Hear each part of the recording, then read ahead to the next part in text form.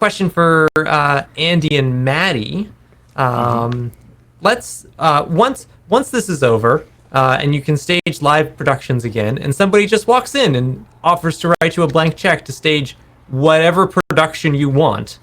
What do you go with? What is your dream production? Ooh. Heathers. Oh yes. I love Heather so much, It's and so I'm too good. old. I'm too old to play Veronica, and it makes me so sad. So sad, because it's right up my alley vocally. I love that show so much. That was actually, fun fact, that is the musical that got me into listening to musical soundtracks. Somebody linked me to, I think it was Dead Girl Walking, and I'm like, oh, okay, all right, here's a whole genre for me. Yep. Mm-hmm. Any more requests? Anything that Barrett Wilbert Weed has ever done, just do it. Put it in the request for tomorrow. Mm-hmm. All of a sudden, we have like a request for the full run of Heathers. Okay, Desert Bus is over. We're just doing Heathers. Now. Yep. Oh my goodness! Since we That'd didn't be do great. Bread Astaire today, we didn't do any of our regularly scheduled production of WorkSafe the musical. Oh no, this is true. Next time, tomorrow maybe. Yeah. We'll definitely have to give that a try.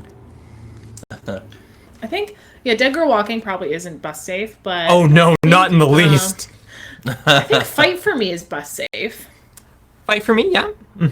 Oh, that is a very unbus safe musical. It really is. It really is. I mean, it's hard to get around. But it would be the one I would stage if you gave me a blank check.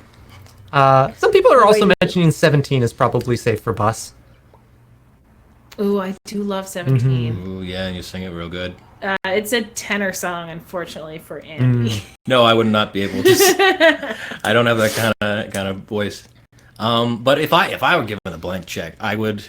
If it were a musical, I'd want to put on the producers and play Leo Bloom before I'm a little too old for it.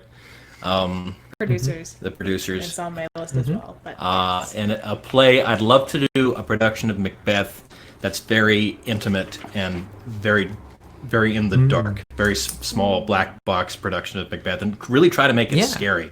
That's a great challenge. That it's very hard for me personally to be afraid in a theater, but if you can make the audience feel afraid in a positive way, not like I think things are going to go down sort of way, but because oftentimes when they do Macbeth, like at Bard on the Beach, if you're doing that play, you have to do it in the big tent, and then it's not scary because it's too big, and the witches are this small over there, and it's not it's kind of gloomy, but it's not scary. And I think you need to do it in a black box, and you need to be really close to people. I think that's why Sleep No More works so well. But as I don't like to go to Sleep No More because I don't like to be that involved as an audience member. I don't like being pulled around. I feel really awkward. I don't want to ruin your performance, and you're working. It's good. What do? I stand here. Now I move here. Okay, what else do I do? And I'm just so self-conscious, and I'm not watching the performance. But if you could get people to sit in the dark with a few actors and really creep people out, I'd love to figure out how to do that somehow. That sounds amazing. Awesome.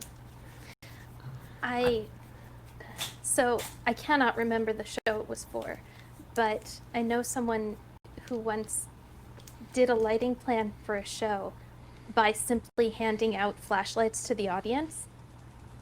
And they provided the entire lighting for the run. It was either that they did it or they wanted to, and I can't remember which, but I'm still kind of trying to imagine the best show for that, where all of your lighting is entirely motivated by what the audience realizes they should shine a light at.